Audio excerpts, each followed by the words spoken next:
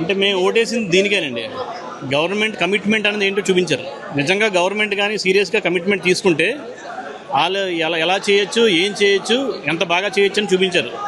Especially young leader like Nara Lokesh గారు అంత మొత్తం టెక్నాలజీని వాడి ఎప్పటికప్పుడు కంప్లీట్ వీడియో కాల్స్ మాట్లాడి కంప్లీట్గా ఎక్కడికక్కడ అందరినీ ఎవరికి అదే పడకుండా అందరూ జాగ్రత్తగా ఉండండి, మేము 100% మీకు ఏదో ఒకటి ఏర్పాటు చేసే వరకు మీరు జాగ్రత్తగా ఉండండి అని చెప్పి అప్పటి నుంచి వీళ్ళు ఎక్కడున్నారు, ఏ హోటల్లో ఉన్నారు, వీళ్ళు ఫుడ్ ఏర్పాట్స్ కానీ అన్ని మొత్తం శుభ్రంగా చూసి ఎయిర్పోర్ట్ ఇలా జాగ్రత్తగా రీచ్ అయిన తర్వాత ఎయిర్పోర్ట్ నుంచి చెకింగ్లు అయిన తర్వాత ఇమీడియట్గా డైరెక్ట్గా Kathmandu to Vizag direct flight 2 అవర్స్లో, లేదనుకుంటే బస్సులో చాలా దూరం వెళ్ళి బోర్డర్ దాకా వెళ్ళి అక్కడ వేరే ట్రైన్ ఎక్కి రావాల్సింది.